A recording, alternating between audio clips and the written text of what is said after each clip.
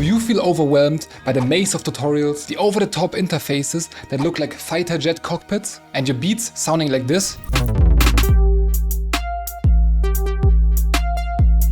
Don't worry, you're not alone. My name is VisionXE and I've already hit #1 on the Billboard album charts and already collaborated with some of the top artists like Roddy Ricch, G Herbo and Doughboy.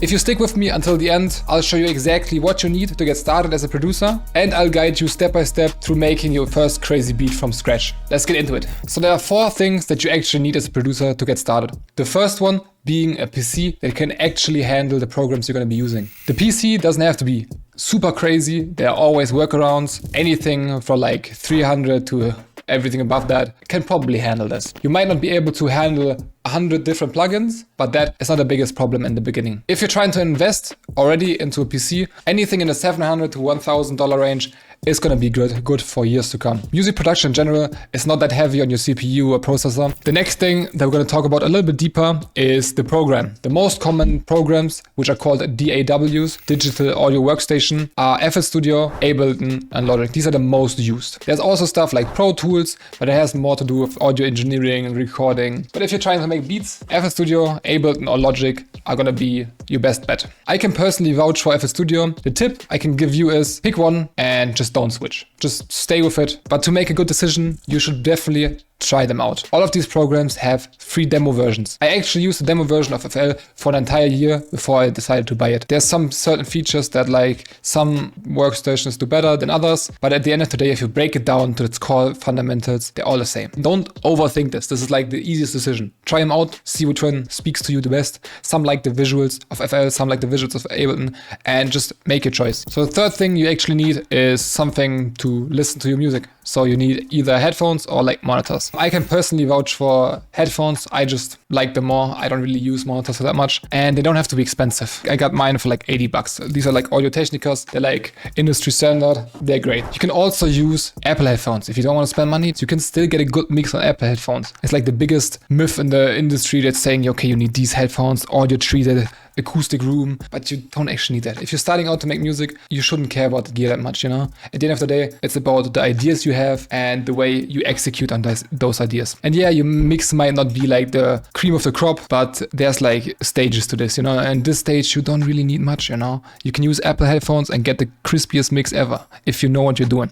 So don't get caught up in this. If you have headphones, use them. If you don't have headphones, just start out on the basic stuff. Lastly, what stuff that you actually need is sounds. As you can see right here, I have a ton of sounds right here. I can just go in and play them. These are specific to any genre. So obviously, if you're making R&B, you're gonna have different sounds than when you're making house stuff. Sometimes they may overlap a little bit, but oftentimes you just need different sounds. And there's also a lot of drum sounds and stuff that you can get for free. As an example, you can go to the Cymatics page and go to the free downloads, and we have like hundreds of gigabytes of free sounds. These come with like free drum sounds, MIDIs, samples. We're gonna go over all that later. But yeah, you can definitely already make a crazy like beat or like song just using these free ones. Obviously, there is the next level where we can talk about audio interfaces, synthesizers, plugins, what sounds to get, but that stuff should be on your mind right now when starting out. When starting out, you should first learn how to use your DAW, and you should learn how to actually get the ideas from your head onto the PC. And that's what we're gonna do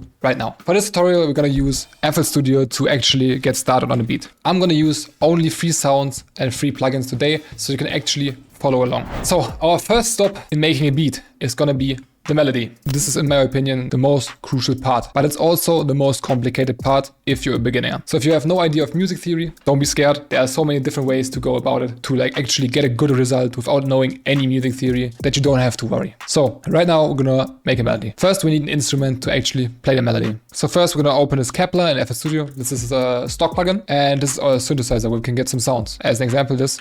And then we have presets right here, and we can just go through. I'm just gonna pick this sound for now. We're gonna change the sound later. So now we can just come right here and press piano roll. This is where we're gonna put down our notes. And the first thing I'm gonna do for people without music theory knowledge is we're gonna go to the top right here and press right click right here. And we're gonna pick the C right here, the root note C. And then we're gonna go for minor natural Aeolian. This is minor, so this is like a sad scale, you know? And we're also gonna go to snap scale. So what this allows us to do is, as you can see, you have some white spots right here and the dark spots. The white spots are gonna be the keys that are in in scale. So as long as you stay on the right notes, everything is gonna sound good together. And the snap to scale allows us to actually not place any notes on these like dark notes, you know? So as you can see, it always skips the ones that are not on the scale. So that's the first step. And now a melody consists of 2 parts. I always do this because there's obviously more depth to it, but to explain it, I'm gonna explain it like this. A melody has 2 parts, chords and the melody. Chords are always a combination of 3 or more notes that are like stacked on top of each other. Like this. So this would be a C minor chord. You can obviously get more in depth in this and add stuff to it, but for today, we're gonna keep it at this. So we always have chords. So we have like this, and then we can add another one by just pressing shift and up. And now we have another chord right here, which is the F minor.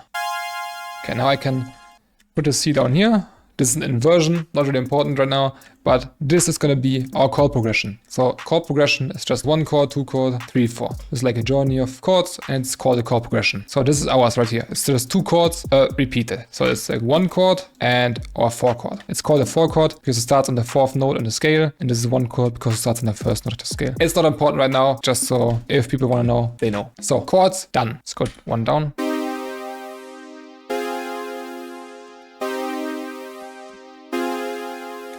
Super simple. The next step would be the melody part. So for that, we're gonna take a smaller note right here. You can lengthen it or shorten it. We're just gonna shorten it for now. And now we can put like a melody. Like I said, we're gonna stay on the white little lines right here.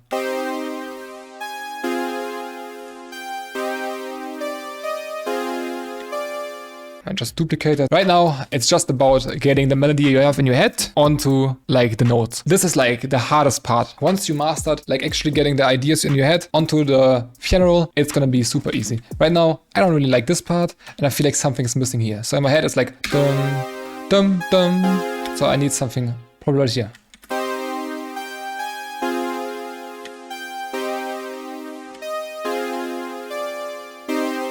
And I need this. This is like too low for me, like in my head it goes more up.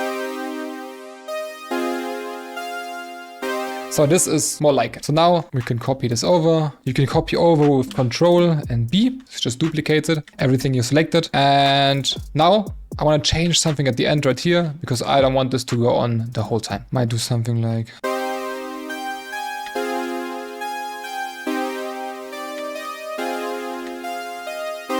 So we changed up this part right here just so it doesn't become too stagnant when we just replay this the whole time. This is already a melody.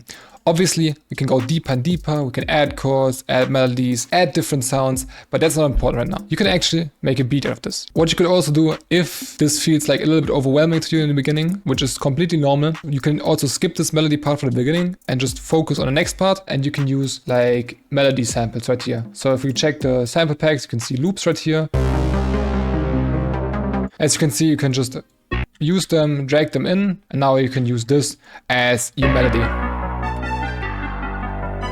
If I would have to give a tip to somebody that's just started out making beats, it would probably to use melody loops in the beginning and focus on the drums, the mixing, the arrangement. And as soon as you have that down and you feel comfortable in that, that's when I would say, okay, now you can actually start experimenting with melodies and start making your own melodies from scratch. Just because, in my opinion, melodies, it's way more technical and way more complex in nature than drums. And a lot of people have more like a rhythmic feel for music than actually like the musical feel, you know? So if like melodies seem like overwhelming to you, that's not a problem. You can just use these. They're all free. They have like hundreds of gigs on the Cymatics page, and start out with the drums. We're not gonna finish this melody right now. I just want to cut into the melody part. We're just gonna use this right here. So next, we have drums, which is our next big part of making a beat. To make drums, we just simply come right here and we take a pattern, put it down under our melody loop, and now we can look for some drum sounds that we like. What I like to do is just loop it and then look for some drum sounds. So as you can see right here, we have drum one shots, and this is where you can find them. So now let's look for a hi-hat first.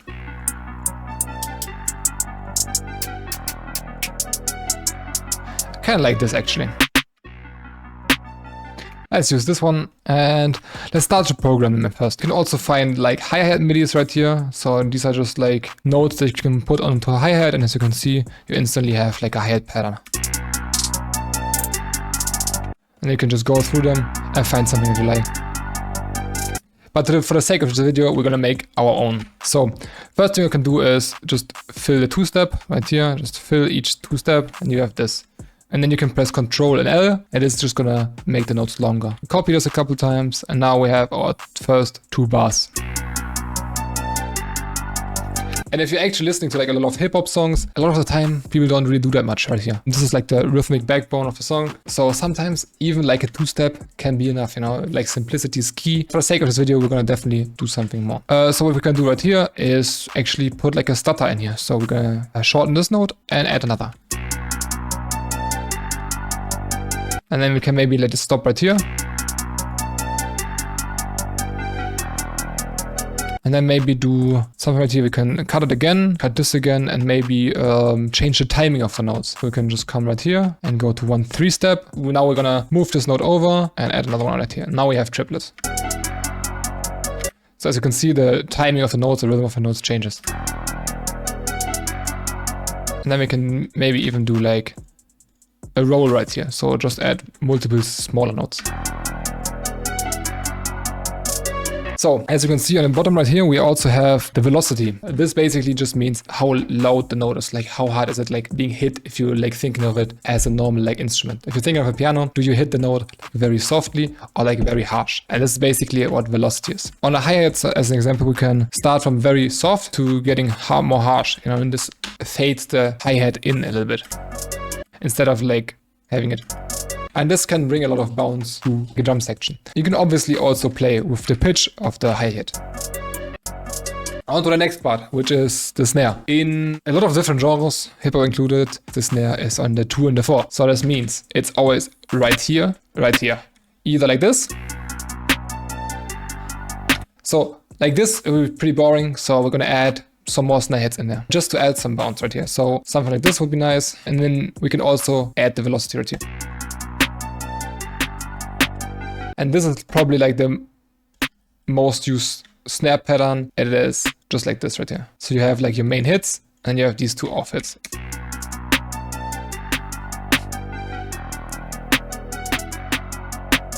And similar as with the hi-hats, we can also use the snare to add rolls like this. You can also play with the pitch right here.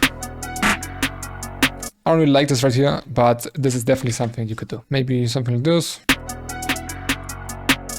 At the end of our pattern right here, we just add something, a variation, so we can signal our like rapper or like the listener that something new is about to happen. That like one chapter is done and we're on to the next, you know? And that's why a lot of people like to add like snare rolls, hi-hat rolls, toms, anything at the end of like a pattern or a bar. Next up, we're gonna add a kick. We're just gonna use the secrecy one, and now we're gonna add some bounce to this.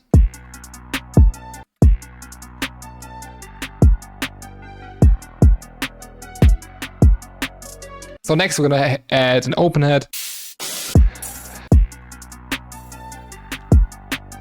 And we're just gonna hit that like every other bar maybe. Just something to catch the listener's ear, to keep it from being stale. We're gonna also add percussion right here, just to enhance the groove, enhance the bounce.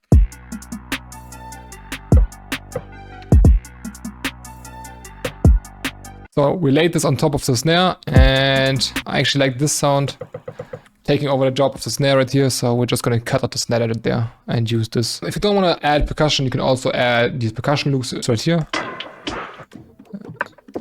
This is basically just percussion built for you, so you can just lay that on top. So you could just add this right here and would have to open and double click this and fit it to the time. So we just go to this time knob and drag it until it is equal with all of our other pads. And then we just hold Alt and left click this pitch to reset the pitch.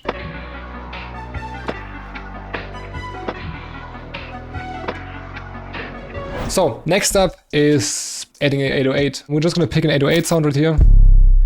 We're just gonna use this in the beginning. So the bass has to follow your melody. You can't just randomly play bass notes. It's always gonna be better if you follow the chord progression. So if you remember the chords we did in the beginning. If we would add a bass right here, then we would use these 2 notes as our bass line, and then we would make a pattern out of that to play our bass. We right now are using a melody sample, and you would have to get the same thing here. Normally you would just listen and add the bass by ear, but if you're starting out, this is obviously not an option because most of you probably can't hear the bass note from a sample. If you can, that is insane. That's the great for the people that can't do that, which is no problem. A lot of people can't do it. We will just find the bass note through the audio file. These days it's super simple to do that. We just come right here on the melody loop and go to pitch correct sample. This opens like this new tone, and it basically gives us our bass line right here. This is not always 100% correct, but in most cases it's going to be fine enough so you can figure it out. So what we do right here is we just open our 808 and make sure this green knob right here is on the 808, and then we go to this button right here and press it once. And as you can see, it transferred the MIDI notes right here. Now we just delete the top, the junk right here, and transpose it up to around C5, C6, C4, somewhere around there. What sounds good on the 808. So now we have our bass line. Now we can listen to it. We will obviously turn this into a pattern, but this is what it sounds like.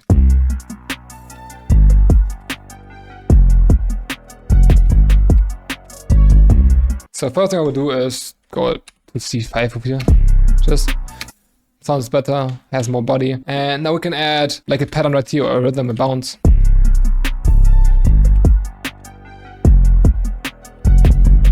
What we also can't forget to do, as you can see right here, if I play multiple notes behind each other, they're kind of like bleeding over into each other, you know?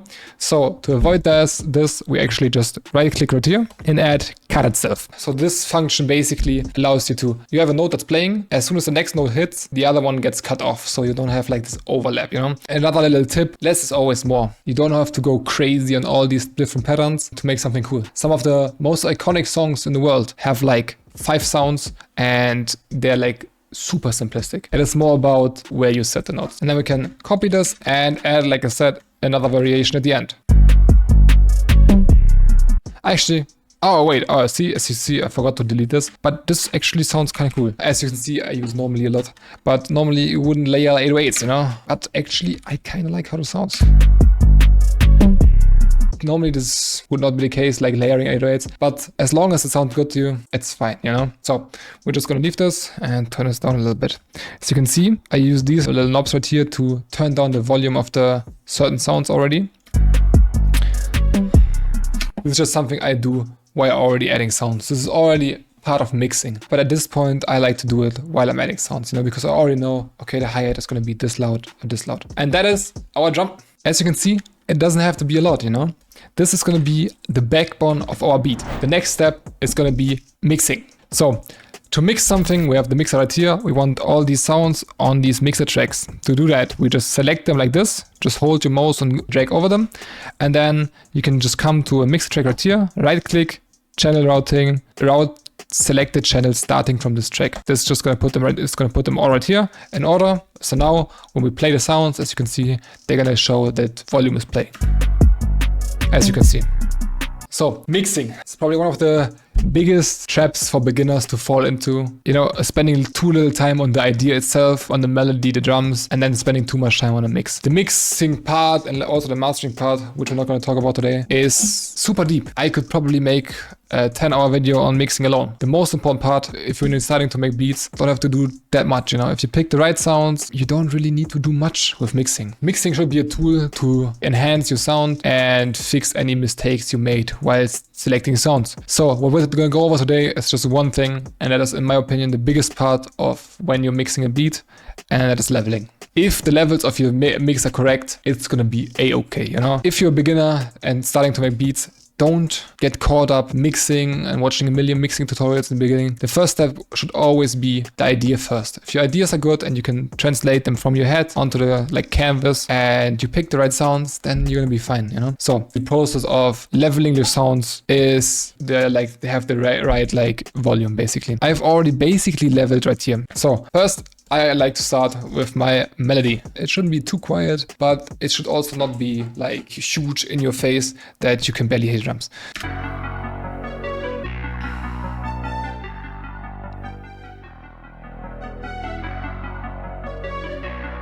something like this. A good tip when leveling is always not looking at the screen actually. Take the knob right here, hold it, and then just look away or like close your eyes and then actually listen. Next thing I'm gonna do is add the 808, so the bass. This shouldn't be overpowering, but it's a big part of your song, you know?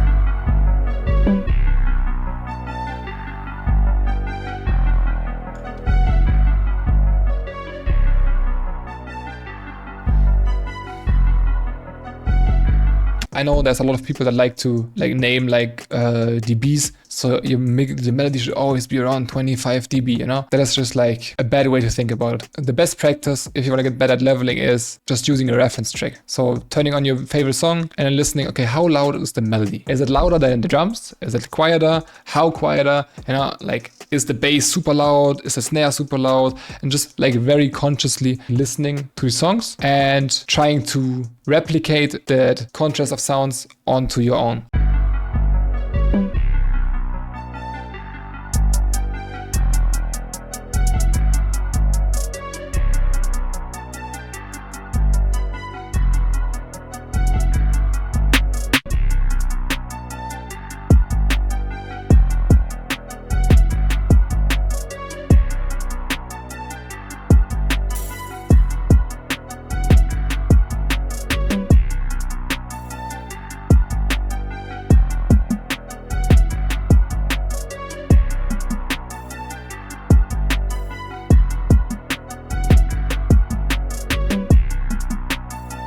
It is very hard in the beginning to get the right levels. As soon as you like master leveling, it's gonna be a lot easier getting your beats to sound right. So there's obviously a ton of different stuff we can talk about mixing. We can talk about EQs, we can talk about compression, delays, reverbs and stuff like this. But at the beginning, it doesn't really matter. When your beat is leveled, like this sounds good.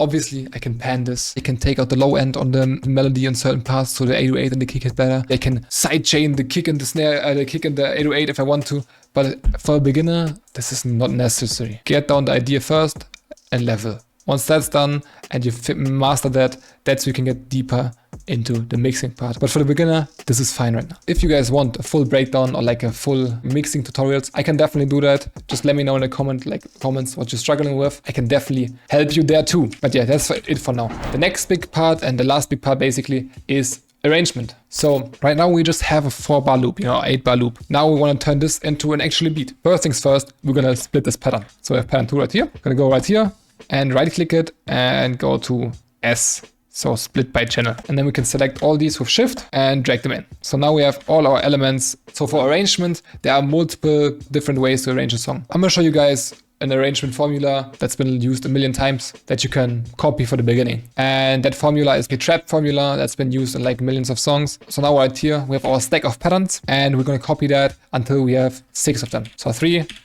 6, pretty simple. First, let's do an intro with just the melody. Obviously, you don't have to start all intros with the melody. You can start with the drums, come in with the drums. I'm just giving you a very general, easy to follow formula that's been used a million times. So we call this intro. Next, right here, after 4 bars, we have the hook A. Let's do hook A. So the hook is gonna be this right here, and we're gonna put it into 2 sections. So we have hook A, and we're gonna have hook B. 4 bars of hook A and 4 bars of hook B. This is basically just so the hook doesn't stay the same, so we changed something right here. For the hook, most of the time, you want the hook to be grand, you want it to be big, you want it to be memorable. So you have a lot of things going on there, you know? So this is where most of the time your whole pattern plays, you know? So you most of the time have everything playing at the same time. So you give it a grand feeling. In the beginning right here, we are gonna have everything except the 808 because I kind of want this to still build up, you know, with the intro, everything drops in except the 808 and the hook B part is gonna be where like everything is coming together and it's like the big piece, you know?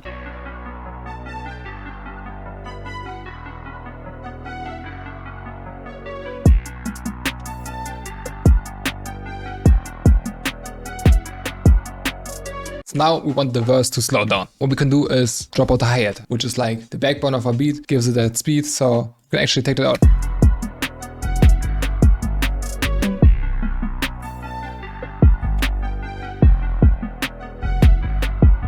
And now after 4 bars, we might bring it back, you know?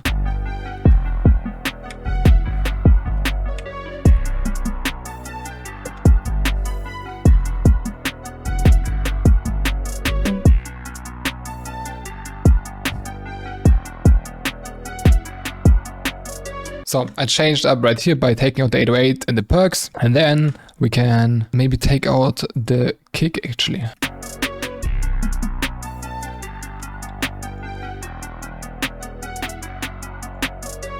And then maybe bring it back later, you know? Maybe then bring like a percussion back at the end or stuff like this, you know?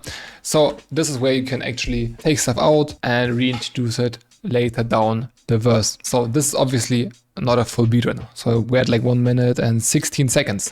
The good thing about this arrangement is that you can copy it. Boom. And now this intro turns into a pre-chorus, or you could even like call this like the 16 bar verse, you know? And at the end, you're just gonna have like a melodic part that builds into the new hook. So I'm just gonna call it a pre-chorus, and then it goes back to right here. So now we have hook 2, you know, and then right here we have verse. Easy. And then theoretically we could copy that again and do the same thing again. Or we could say, okay, that's long enough, so we can delete this and just keep the intro. And now we have a simple outro right here. Now we have a 2 minute and 64, 2 minute 45 beat. We have 2 verses, 2 hooks, an outro, intro, and a pre-chorus. Pretty simple. And you can use the same formula a million times. You can cut this intro out and just instantly start with the hook. That's what's been happening a lot. If you're like checking like TikTok or like newer trap, they always instantly start into it. But this is the like the basic layout of the song, you know? So you have hook, verse, pre-chorus, hook, verse, outro. And this is how you make your first beat. And I'm gonna caveat this again. You can obviously go deeper on all these topics, you know? For the melody, you can add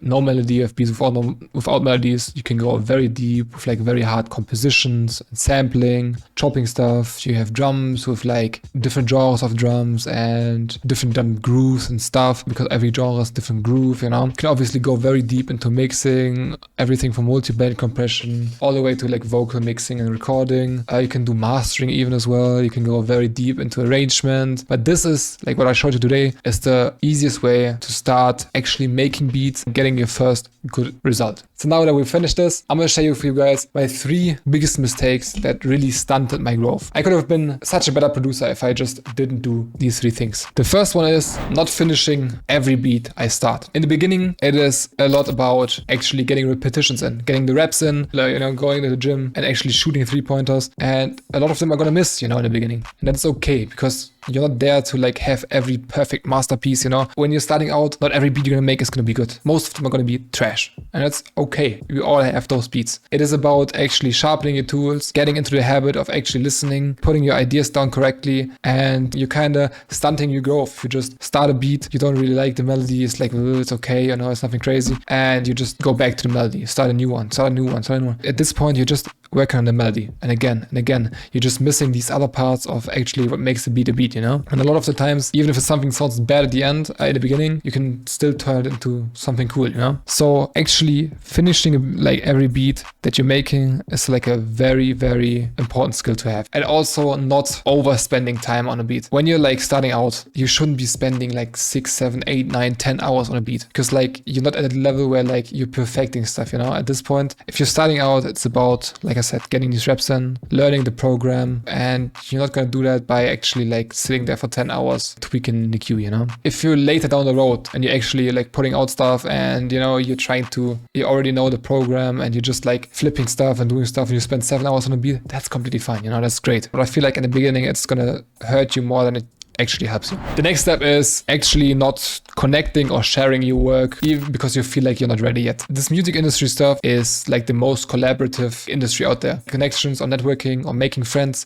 just doesn't happen overnight, you know? So you want to start with that as soon as possible. There are like a ton of different Discord servers you can join, the communities you can join, where you can share your work, get feedback from other people, and maybe hear a different perspective, you know? And in the meantime, while you're doing that, you're also building like a human connection, like a personal connection with people. This is probably my biggest mistake, because I have waited like years, you know, like 3-4 years into actually making music, to actually share my work, post my stuff, tell people about it, you know? And first up, it's pretty lonely. And second, you actually are missing out on huge gains, friends, and connections. So sharing work, even if you feel like this is not like my best work or this is not even good, that good, you know, is important. Making connections, making friends that also make music is very important. So definitely don't sleep on that. And the last one is switching genres that you're making or sounds that you're making every single day. I used to pride myself into being like that multi-instrumentalist, like multi-genre producer. This is not good. If you can make multiple genres, that's fucking amazing. But point is, if you're starting out, it's more about, like I said, learning how to get your ideas onto the paper. And if you focus on one genre, it is much easier to actually like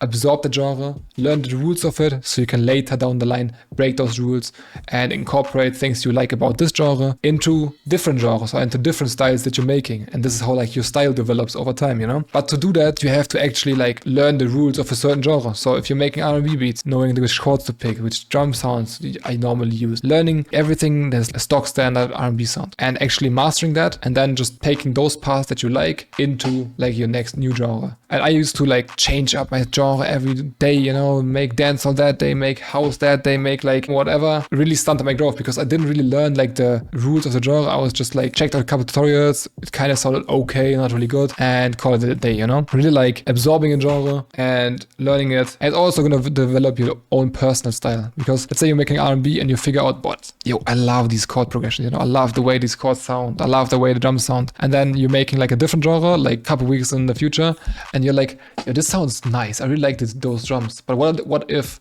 I combine them with my R&B chords, you know? And that's when like you fuse stuff, and this is where like sometimes stuff happens that builds your style, builds your character, you know? And then you become known for that kind of style by actually combining these genres and doing this, you know? And this is how your style evolve and grow over time. But you have to learn the rules of a genre, have to learn the basics to actually do that. So these are my 3 tips that I wish I didn't do when I started out. And this is pretty much it for getting started with making beats. You already know what you need: program, PC, sounds, and like your headphones or like your monitors. And you've just saw how to make a beat, or you probably use this as a step-by-step guide to make your own first beat. So this is how you to actually get started. I hope you guys could take something away from it. I can obviously go deeper in all of these sections. If you want that, just let me know in the comments. I'm always reading the comments. So hope you guys could take something away from this. And I'm gonna see you guys in the next one. Peace.